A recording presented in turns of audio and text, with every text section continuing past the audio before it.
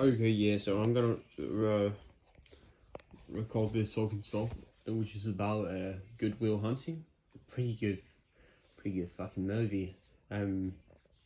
It's about a young lad who's been through very much, who then goes to who lives in a neighborhood with his boys. Yeah, they come picking up in the morning and they go fighting. The first thing we see, and there's Goodwill. He gets a sentence, something like that. Then he meets a pretty girl at a pub, and this is where his intelligence is put to the test. The boys shake around at first, and they show this Will fella who goes up to this guy.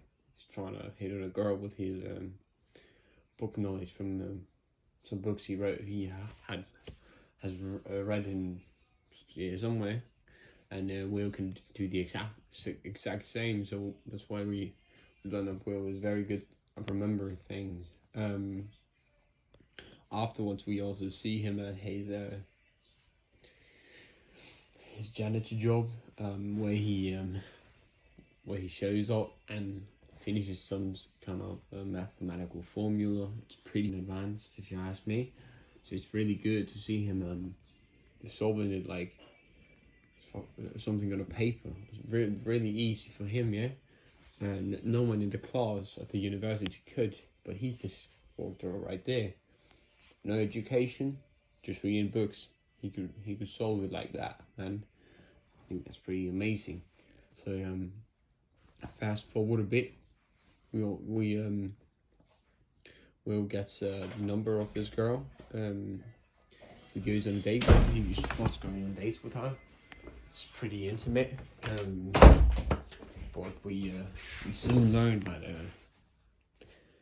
that he's not very good at being in relationships. He doesn't know what to do, and at the same time, this university fellow who tried to chase him after solving this puzzle, he actually finds Will and offers him a chance at then not going to jail if he can solve these puzzles with him. Be actually a math kind of a partner.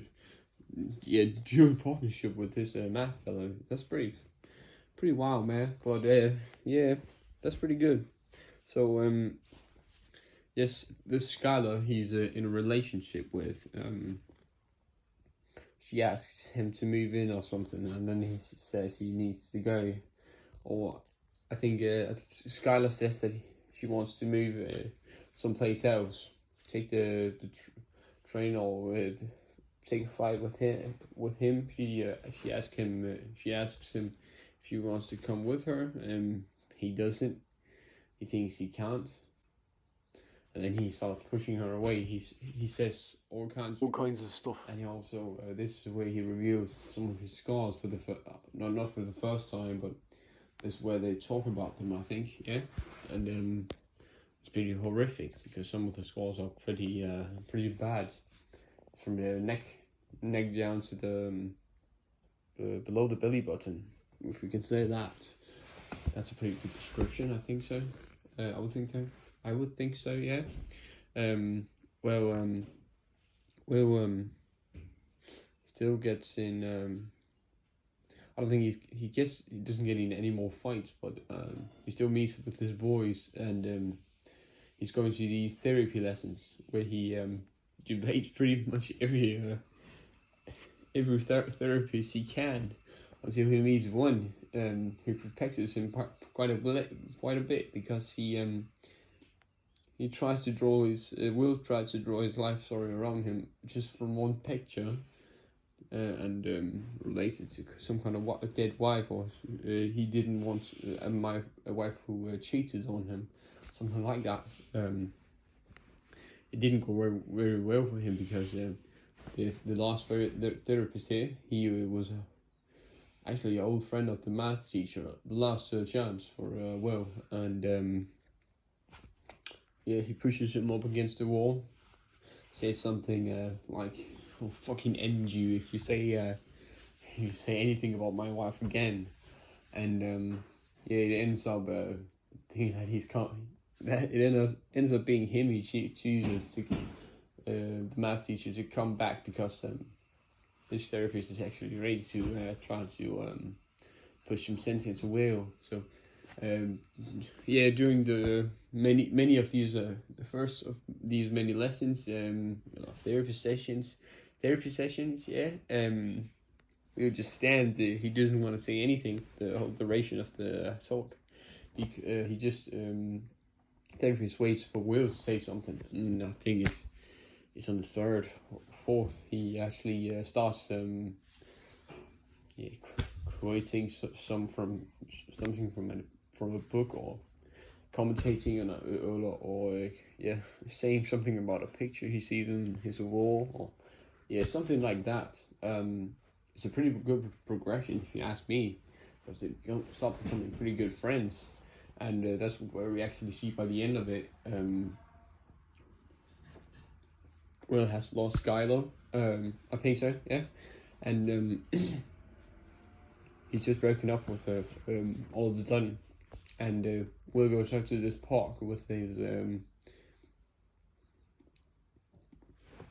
therapist, and they talk a bit about his wife, how he let go of her, what he did to meet her. It was very touching, yeah. Very yeah. So the point of the story was to tell Will that he shouldn't be fucking scared like he is. So very hard for him to accept that. But also, yeah, they meet at this construction place. Him and Will and his best friend, who drives to see him every day. He tells him that he needs to get a job. He needs to use his knowledge to become a better person in the future. Or he's gonna kill him because he doesn't have this chance at becoming more than just construction worker. He has much more. He has the chance of becoming rich professional, helping other people, and that's the point of the story, to get to use your skills. From Will, he's from Queens, I think so, like his therapist, and he had an abusive father, but he can change his life around. He has the capability to do it, and that's where we in the last lesson things get really emotional. In the therapy session, I mean, where Will and his therapist are in the room talking. I can't remember what they were saying, what they were talking about, but the therapist talks about these pictures he sees from Will's case. He just got them, where we see Will actually being the signs of Will being abused at the time as a kid, with very many bruises, cuts, everything, scars as well, and it was very yeah, unnerving to see that. But Will, his therapist then says, it's not your fault. He keeps on repeating this. It's not your fault. It's not your fault, Will. And Will says, I know. It's not your fault. He starts saying, like, stop bullshitting me. And he's gonna say, I'm gonna beat your ass, something like that, man. Will says. Yeah, and then he burst into tears. I think he says this a couple more times, the therapist. He burst into tears. Really, really, really touching. He lets go of all his emotions. He stops being this kind of rude person who doesn't want to accept anything, don't want to let anyone close to him. He's really scared all the time. But now he finally lets go in the end of the movie, and it's kind of a full circle. He has, which shows that this therapist actually has unlocked his potential. So what we see after this was a very touching moment. I think this is actually the defining moment of the movie. What we see after as well is that Will, he comes up to his friends come up to his house. It's empty, and Will has met Skylar in this. I think it's in London. I can't remember, but yeah, he meets her there. He gets to meet with Skylar. He gets some kind of internship at a really high novel place, and he gets to fulfill his dreams, like he should, and like he almost could. So it's a pretty good end of the movie, and caps up, really caps up, and encapsulates, this progression from movie characters, which we don't quite often see so much of.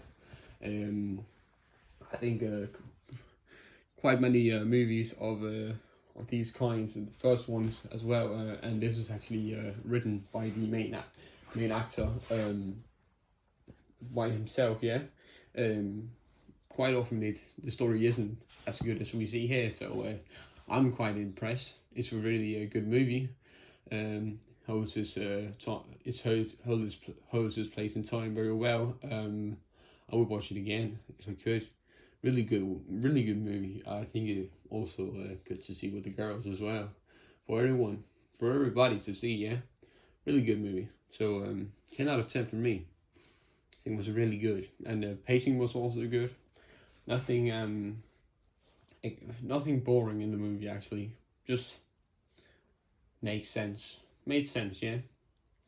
So yes.